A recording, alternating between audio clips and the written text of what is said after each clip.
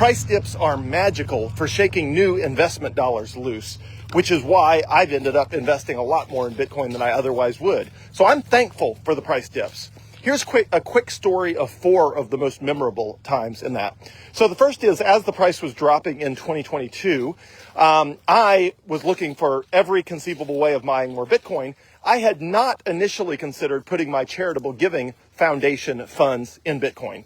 So when I sold Baumgar Corporation back in 2014, I set aside money to do charitable giving for the rest of my life. And I had not considered touching that money for the purposes of Bitcoin because I figured it would be a royal pain to figure out how to invest it in Bitcoin. I didn't want to mess with it. Plus, it was charitable giving funds, and I just figured I wouldn't mess with it. But the price got so irrational as it dipped. Ultimately, it dipped down into the low 20,000s. And I thought, this is crazy. At below 25,000 a coin, it makes 0 sense for Bitcoin to be priced down here. And so I ultimately put more than half of all of those charitable giving funds in Bitcoin at a price of about $22,000 per coin. So obviously they've more than quadrupled the value of that Bitcoin from then until now. And I only did that because Bitcoin was dipping. If Bitcoin had not been dipping, I would have been comfortable with my current setup, happy with my allocation. I had not considered investing charitable giving funds in Bitcoin up to that point, and I would not have if the price had just steadily marched up. I would have just stayed fat, dumb, and happy right where I was. All right, next example, when the price dipped further below $20,000, ultimately Prospera, where I serve as president, we put 7 figures, so over $1 million of our own funds in Bitcoin at an average price of probably less than $18,000. In fact, we bought hundreds of thousands of dollars of Bitcoin at a price of $15,750, which was within $250 of the cheapest it ever got in the last quite a few years. And again, we were investing about $200,000 a week over the course of like 5 weeks, I think it was, with the plan of investing $1 million. And one of those, I think we doubled up on it and put 2 weeks worth in 1 week or something like that. Anyway, it was like $200,000 at $15,750. Again, because the price was dipping. If the price had not been dipping, we would not have put our treasury reserve capital in Bitcoin. But the price of Bitcoin was so cheap, it made sense to do that. All right, a third example, as the price climbed higher and higher and higher, it hit $74,000 in March of 2024, and then the price receded and it bounced around between $50,000, actually it was between $55,000 and $70,000, and it bounced around there so long that I thought this is ridiculous. At this point, worldwide adoption is so high compared to the price that I have got to find a source of capital that I'm not already deploying. And I decided to put my entire 11 years of Baumgar Corporation 401k in Bitcoin. And I ultimately did that in, I think it was July or August of 2024 at a price of $57,300. So 57300. So I bought a substantial amount of Bitcoin with 11 years of fully matched 401k at $57,300. Again, I only did that because the price was dipping. It had been as high as $74,000 and the price was down in the 50s, and I thought, this is dumb. This is ridiculous. If people are going to keep being irrational about the price of Bitcoin, I'm eventually going to find a way of deploying more capital into it. And so I did. And obviously I'm up substantially on that $57,000 401k, which had been growing very slowly up until that point. Okay, the last example is the most recent. Bitcoin peaked at 126,000. It started marching down. And once it dropped below 110,000, I thought, okay, here we go again. This is getting dumb. This is getting stupid. People are acting irrationally. The worldwide adoption of Bitcoin justifies a significantly higher price than the price today. And if you're going to dangle cheap Bitcoin in front of me long enough, I'm going to find a way to buy it. And the only thing I could come up with for a way to buy it was some gold and silver that I had bought back in 2017. I could not remember exactly how much I bought, and I couldn't remember or immediately figure out how much it was up, but it was enough to be in the 6 figures somewhere. And so ultimately, as the price hit 105,000, I decided, you know what? Here we go again. I've been here before. I'm going to sell the gold and silver. I'm going to buy Bitcoin with that capital because the market is once again being irrational.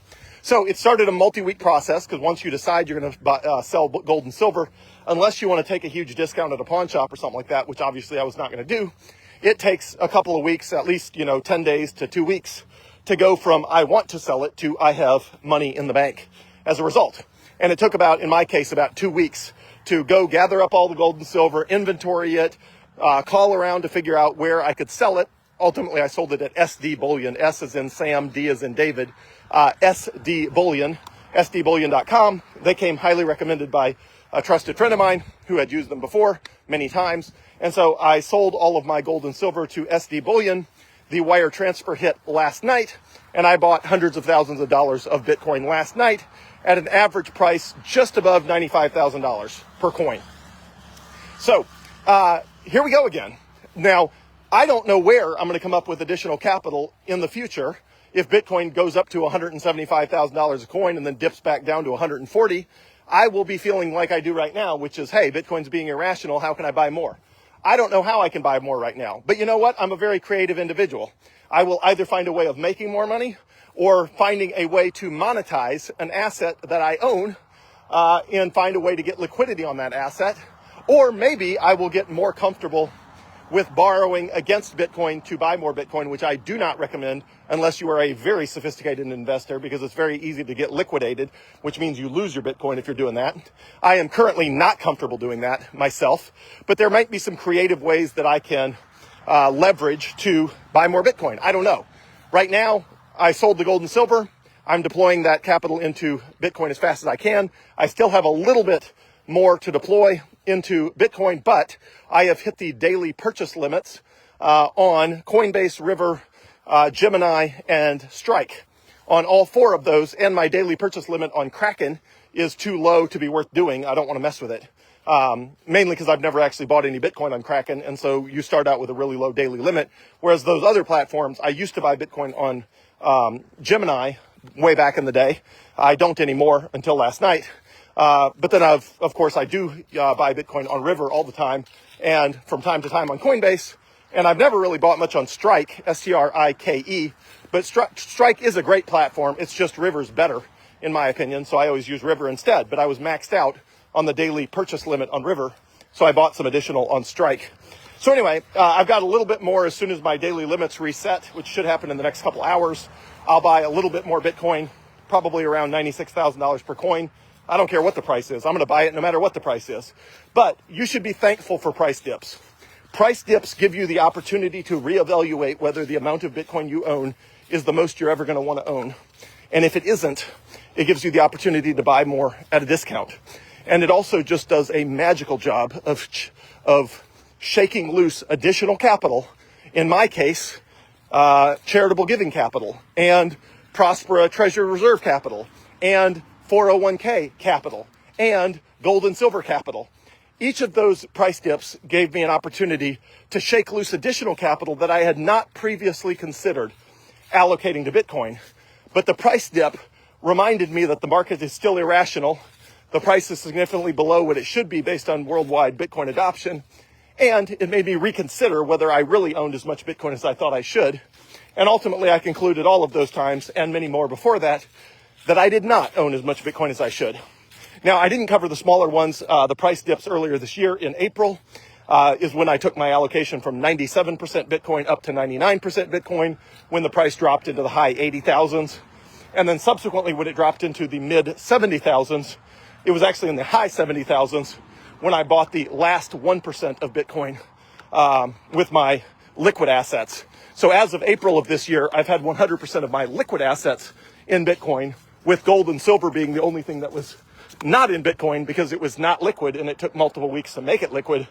But I had 97%, which I ultimately upped to 99 and then 100%. And both of those were based on price dips as well. So be thankful for price dips. It's an opportunity to buy Bitcoin at a discount. It's also an opportunity to reevaluate whether you have a source of capital you had not thought about before that could be deployed into Bitcoin in a way that will make you very thankful one day that you did.